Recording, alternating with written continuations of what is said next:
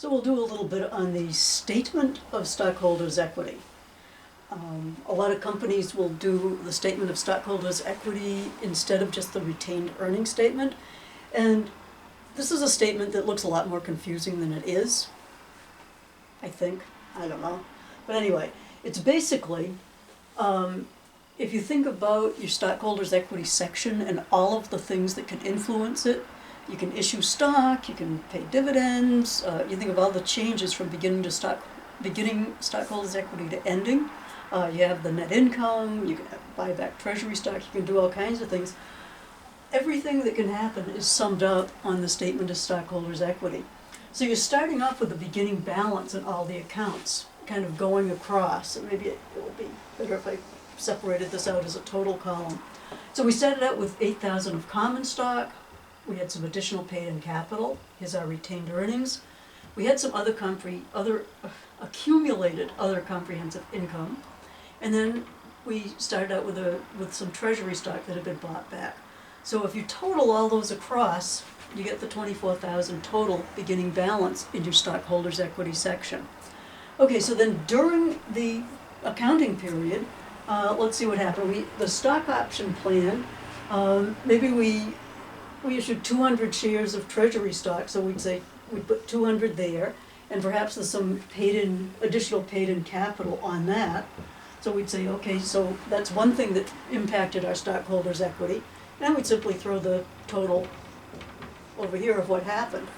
Currency translation adjustments, we have no idea how those work, but they are something that can impact stockholders' equity.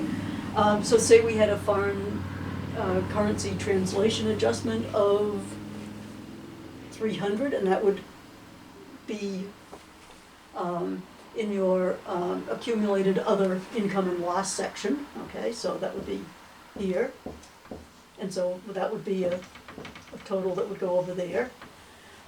Repurchase of common shares. So we bought back some more treasury stock, and let's just say we bought back 100 of those. Okay, so that would be a total of 100 there.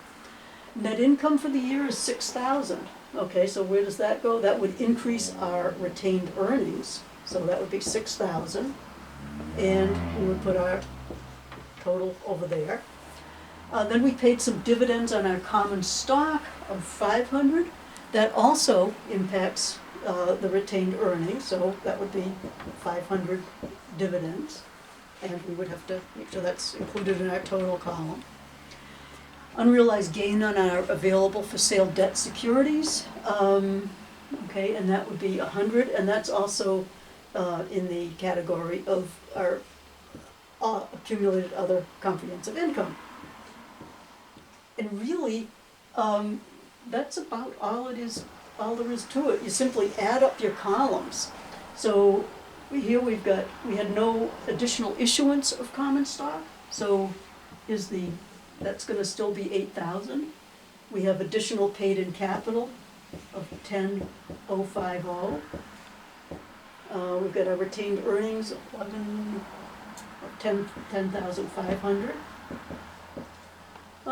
Other comprehensive would be the 2 minus the 3 plus the 1, which would come out at, I believe, 1,800. And then the treasury stock, the total there would be 900. Okay. And so then the trick is when we add all these numbers up, those both should total 29,450. So if we add across, it should come out to that amount.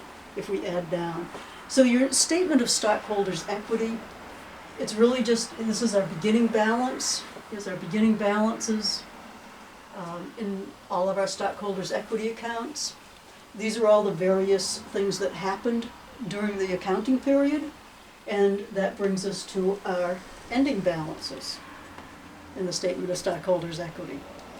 Okay, so most companies will be using the statement of stockholders' equity format, and with so many other things. If you want to just go to your favorite company and look at what their statement looks like, you can see everything that's actually included, and it'll probably be a lot of these.